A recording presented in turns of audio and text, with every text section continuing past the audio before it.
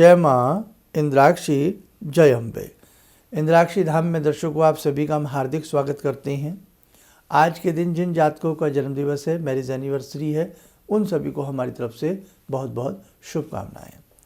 साधकों, इस जीवन में कई बार हमारा पतन भी होता है, उत्थान है तो पतन भी है।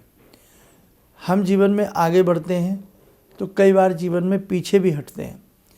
तो ऐसी कुछ स्थिति हमारी हथेली भी कई बार प्रदर्शित कर देती है कि समय ये गिरावट का है, समय ये कमजोरी का है, समय ये मुसीबतों का है। आप अपनी हथेली के कुछ लक्षणों से पहचान सकते हैं।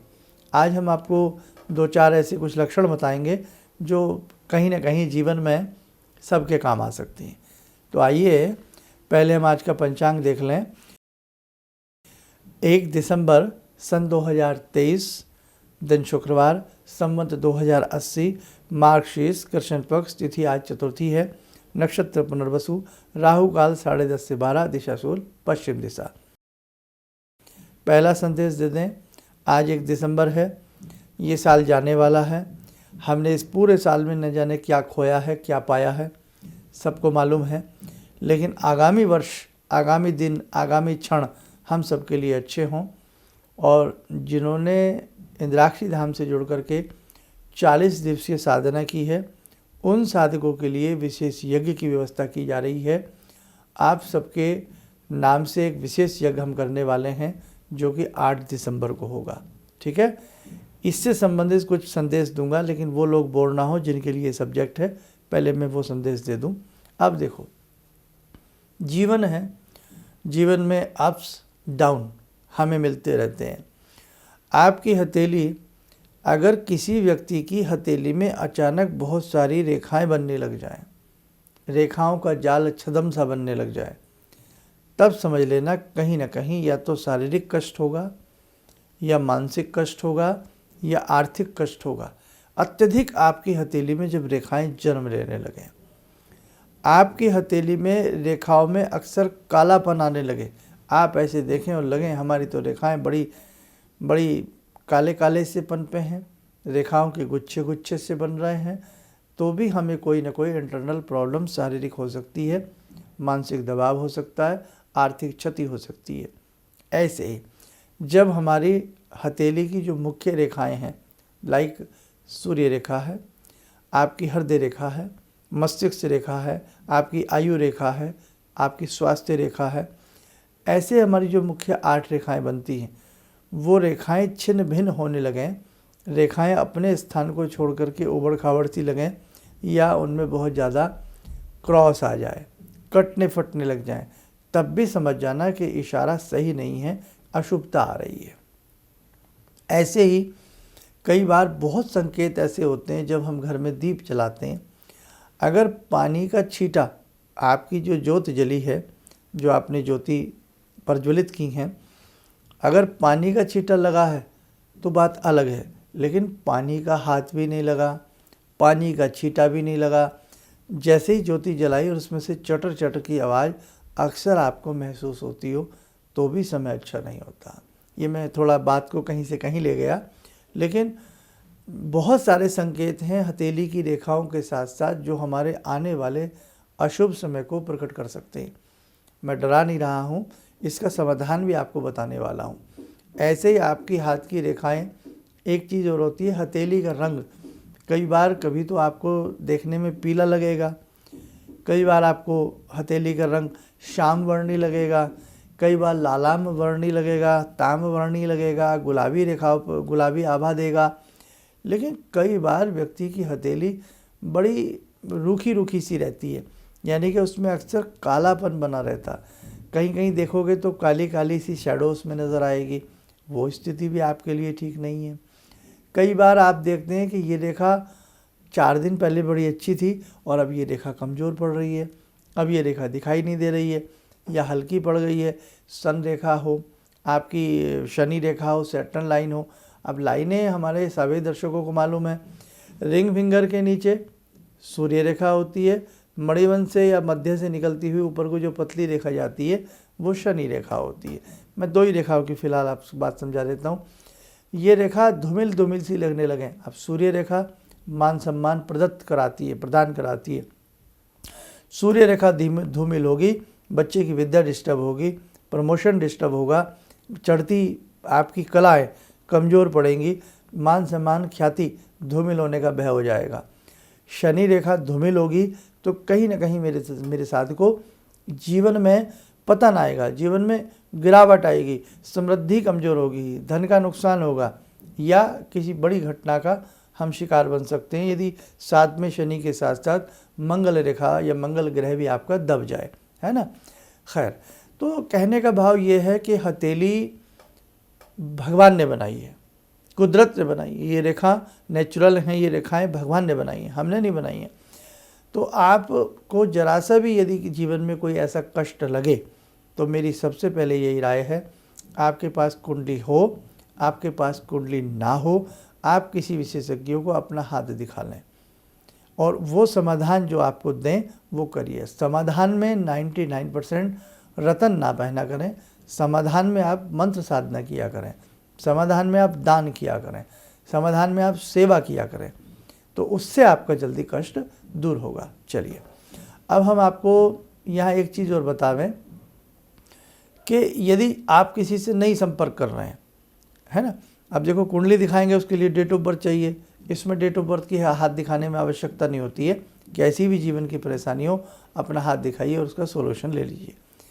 अब आज आपके साथ यदि किसी के साथ ये घटना घट रही हो, जीवन बहुत अच्छे से जाकर के डाउन जा रहा हो, सारी चीज़ें खराब लग रही हों, तो हमें क्या करना चाहिए, सॉल्यूशन बताऊंगा। आइए, पहले हो चला है आज की ध्यान साधना का समय। जुड़ते हैं उस महाशक्ति से, उस विराट सत्ता से। हे जगत जननी मंगल करणी, हे भगवती आप सबका कल्याण करें। आइए जुड़ें भगवती इंद्राक्षी, भगवती दुर्गा से। ओम सिंदूरारुण विग्रहां त्रिनयनां माणिक्यमूले स्फुरात् स्तारानायकशेखरं स्मितमुखी भापेन वाक्षोरुवां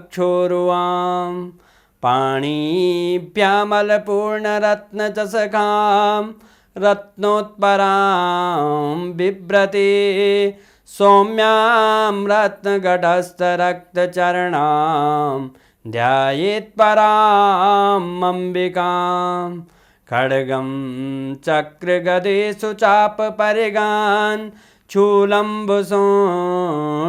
शिरा शङ्खं संदधतीं करे स्त्रीनयनां सर्वाङ्गभूषावृतां नीलास्मद्युतिमास्य पाददशकां सेवे महाकालिकां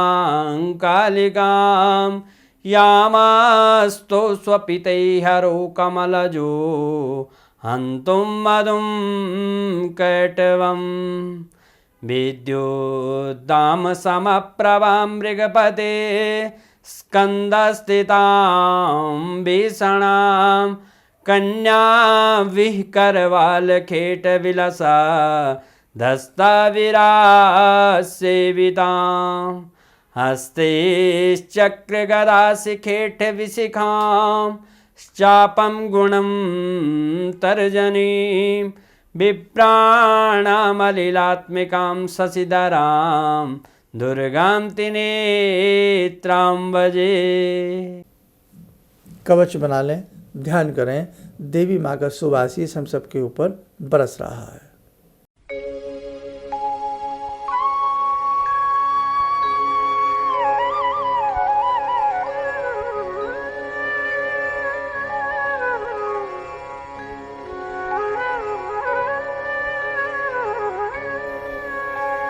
ओम बोलते हुए नेत्र खोलें, सामान्य हो जाए।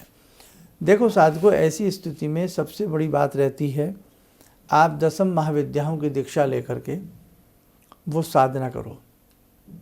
आप देवी माँ के किसी भी मूल मंत्र की दीक्षा लेकर के साधना करो। आप गायत्री मंत्र का एक अनुष्ठान कर लो। एक अनुष्ठान के बाद ही हम विश्वास दिलाते हैं कि आपके जीवन की समस्याएं धीरे धीरे हल हो जाएंगी। गायत्री ब्रह्म विद्या है। अब बहुत लोग गायत्री को लेकर के डराते हैं। गायत्री मंत्र वो ना पढ़े जिसने दीक्षा ना ली हो, गायत्री मंत्र श्रापित है, गायत्री मंत्र ऐसे ना पढ़ें, गायत्री मंत्र बोल के ना पढ़ें, गायत्री मंत्र ऐसे ना पढ़ें। देखो साहब, यहाँ कोई विवाद का सब्जेक्ट नहीं है, लेकिन ऐसा नहीं है। वो जगत जननी है, वो माँ जगदम्बा हैं, वो भगवती हैं, वो ब्रह्म विद्या हैं, वो हंस वाहिनी हैं। तो आप गायत्री मंत्र महिलाएं भी पढ़ सकती हैं, पुरुष भी पढ़ सकते हैं, बच्चे भी पढ़ सकते हैं, बिना दीक्षा के भी आप गायत्री मंत्र पढ़ सकते हैं। क्यों? आप कोई गायत्री मंत्र की तंत्र साधना नहीं कर रहे हैं कि आप रात्रि में कोई तंत्र साधना कर रहे हैं जिसमें आपको किसी दिशा निर्देशन की आवश्यकता है। साधारण रूप में क्या हमने स्कूलों के प्रांगण में गायत्री मंत्र नहीं पढ़ा? क्या हमने कहीं किसी भोज में गायत्री मंत्र नहीं पढ़ा? क्या हमने किसी समारोह में गायत्री मंत्र नहीं पढ़ा? तो गायत्री मंत्र तो अनमोल मंत्र है, इसीलिए इस अनमोल चीज़ को ताला डालने का प्रयास किया गया। संक्षिप्त में मैं आपको एक ही शब्द कह सकता हूँ, परम पूज्य गुरुदेव पंडित श्री राम शर्मा जी ने बड़ा ही इस मंत्र को जन जन तक पहुँचाने के लिए अपने पूरे जीवन को समर्पित किया है। इसलिए मेरे साधकों, गायत्री मंत्र हम सबको पढ़ना चाहिए। हम सबका अधिकार गायत्री मंत्र के ऊपर है। ऐसा भी नहीं है कि केवल ब्राह्मण का अधिकार गायत्री मंत्र के ऊपर है, ऐसी भी बात नहीं है। मन शुद्ध हो, तन शुद्ध हो, कर्म शुद्ध हो, उन शुद्ध सब चीज़ें आपकी हों तो ही हमारे अंदर एक ब्राह्मण तत्व आता।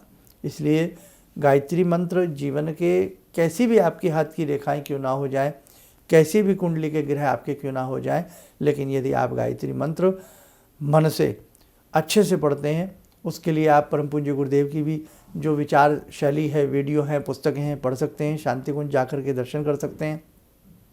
हमने भी टूटा फूटा जो गायत्री मंत्र में बोला है उसे भी आप समझ सकते हैं, उससे भी आप प्रेरणा ले सकते हैं। इसलिए गायत्री मंत्र एक ऐसा मंत्र है जो महामंत्र है। जैसे यंत्रों में सूर्य यंत्र सिरमौर कहलाता है, बड़ा यंत्र कहलाता है, ऐसे ही मंत्रों में गायत्री महामंत्र कहलाता है ना। अन्य मंत्र, लेकिन गायत्री महामंत्र होता है। इसलिए आपके जीवन में यदि कोई भी समस्या आ रही हो, कैसी भी क्यों ना आ रही हो, आप गायत्री मंत्र पढ़ लेंगे। समस्याओं का सॉल्यूशन ये दिमागी तो निकालता है। हम दिमाग से ही उथल पुथल हो जाते हैं, किसी चीज़ को लेकर के, विचारों को लेकर के परेशान हो जाते हैं। कोई नुकसान हो गया, हाय अब हमारा क्या होगा, घर में कोई अनहोनी हो गई, अब क्या होगा, हम शारीरिक कष्ट में चले गए, अब क्या होगा, हम आर्थिक कष्ट में चले गए, अब क्या होगा। ये दिमाग है, ये मन है, जो वो मन हमें पीड़ित करता। लेकिन गायत्री मंत्र में एक बहुत बड़ी महाशक्ति छिपी है कि गायत्री मंत्र सबसे पहले मन को मजबूत बनाता है। हाँ, तो इसलिए आपके जीवन के सारे रास्ते क्यों ना बंद हो जाएं, आप गायत्री मंत्र पढ़िए। आज 10 महाविद्याओं में दीक्षा लीजिए, भगवती देवी दुर्गा की शरण में जाइए, आप दुर्गा सप्तशती पढ़ने लग जाइए, सब कुछ ठीक होने लग जाएगा। फिर भी रास्ता ना मिले तो किसी उपयुक्त, किसी गाइड को, किसी अच्छे एस्ट्रोलॉजर को अपने हाथ की रेखाएं दिखाइए। कुंडली की आवश्यकता नहीं है, हाथ की रेखाएं दिखाइए, क्योंकि ये लाइव है, ये आपके हाथ से जुड़ी हैं, आपके शरीर से जुड़ी हैं और भगवान ने बनाई, भगवान की बनाई चीज़ को कोई चैलेंज नहीं कर सकता। ठीक है, तो बस आपको आज का यही हमें बताना था।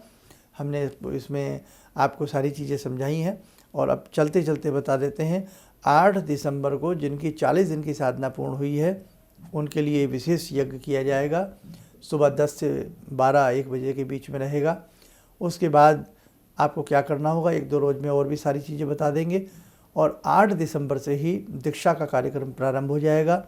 और जो पुराने जिन्होंने दीक्षा ले रखी है वो 8 दिसंबर के बाद अपना नाम, फ़ोन नंबर लिखवाना शुरू कर दें, क्योंकि एक नया रिकॉर्ड नए साल से पहले तैयार किया जा रहा है।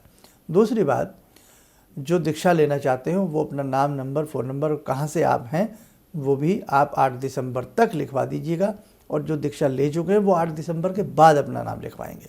ठीक है, चलिए आप स्वस्थ रहें, सुखी रहें। इन्हीं शुभकामनाओं के साथ हम अपनी वाणी को विराम देते हैं। जय जय अम्बे। वो वश्यमुखी राजमुखी स्वाहा वाला जो बताए थे सर आप, तो जो प्रयोग करना करके, तो मैं प्रयोग अक्सर करता हूँ, बहुत अच्छा मुझे फायदा मिलता है, बहुत फल मिलता है उससे मुझे। बटन को प्रेस करें ताकि आप देख सकें हमारा कार्यक्रम सबसे पहले। और अधिक जानकारी के लिए फेसबुक पेज को लाइक करना ना भूलें। निज